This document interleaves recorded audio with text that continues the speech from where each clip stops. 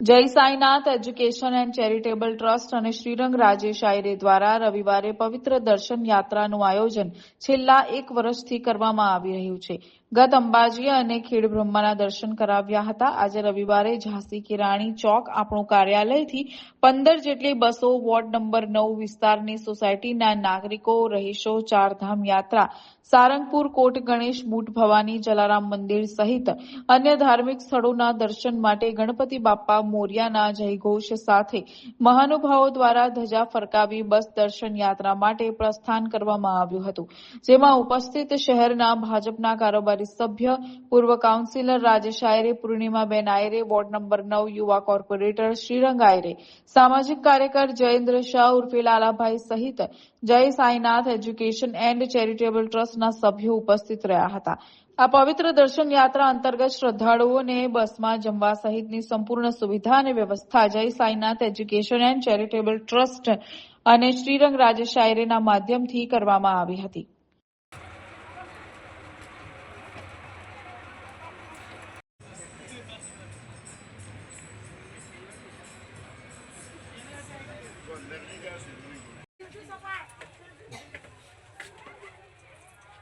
આરતીબેન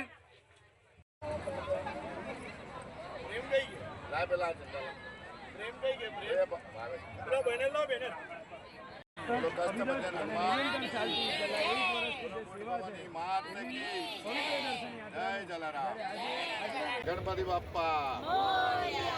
બોલો, કષ્ટભંજન હનુમાન બોલો, ગુડ ભવાની માત કી જય બાપ્પા, ગણપતિ બાપ્પા, ગણપતિ બાપ્પા બોલો, કષ્ટભંજન હનુમાન કી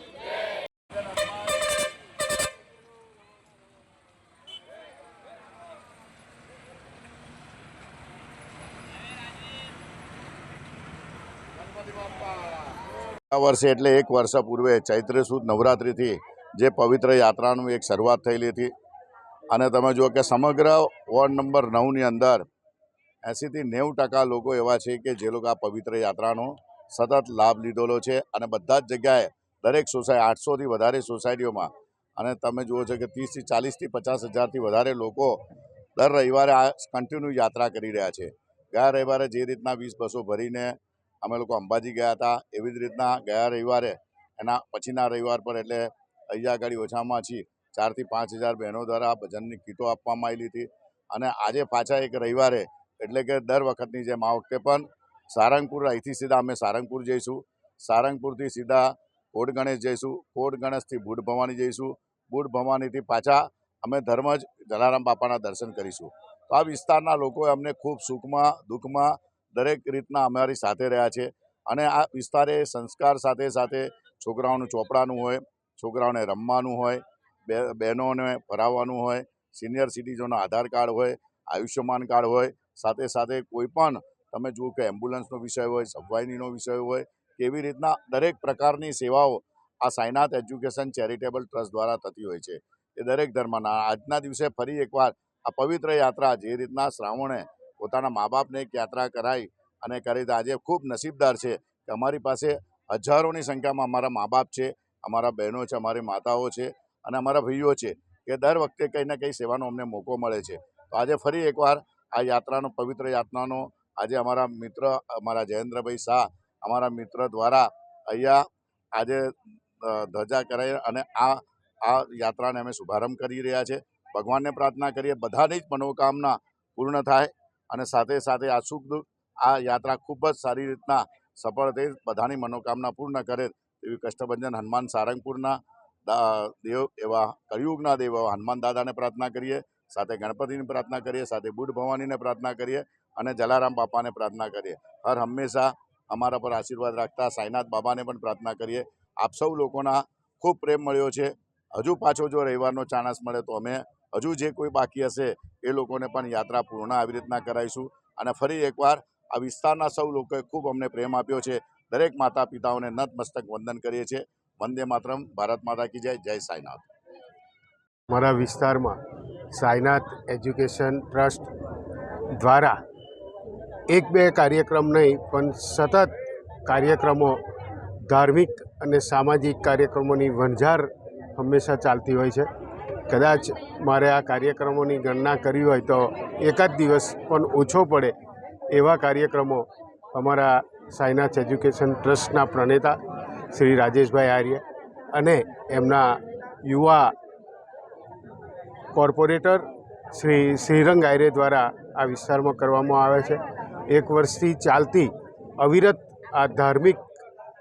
કાર્યક્રમ આજે મને પણ આ કાર્યક્રમમાં સહભાગી થવાનો અને ઝંડી બતાવવાનો જે મોકો આપ્યો છે એ બદલ હું સાઈનાથ ચેરિટેબલ ટ્રસ્ટ શ્રી રાજેશ આયરે અને શ્રીરંગ આયરેનો પણ ખૂબ જ આભારી છું. છેલ્લા 1 વર્ષથી નિરંતર જે ચાલતી સેવા છે એ સેવા એટલે કે પવિત્ર દર્શન યાત્રા કે છેલ્લા ચૈત્ર સુદ નવરાત્રિથી આ યાત્રાનો જ્યારે પ્રારંભ કર્યો હતો અને એ યાત્રાના માધ્યમથી છેલ્લા 700 કરતાં પણ વધારે સોસાયટીઓને જ્યારે પવિત્ર દર્શન યાત્રાની સાથે જોડવાનો જે અમે પ્રયત્ન કર્યો છે ને એ પ્રયત્ન થકી 700 જેટલી સોસાયટીના માતાઓ હોય, બહેનો હોય કે તમામ જે સોસાયટીના રહીશો છે તેમને પણ આ યાત્રાની સાથે જોડવાના પ્રયત્નની સાથે તેમને દાદા કષ્ટભંજન દેવ હનુમાનજી મંદિર હોય કે પછી કોટ ગણેશ ગણપતિ બાપાનું મંદિર હોય કે મા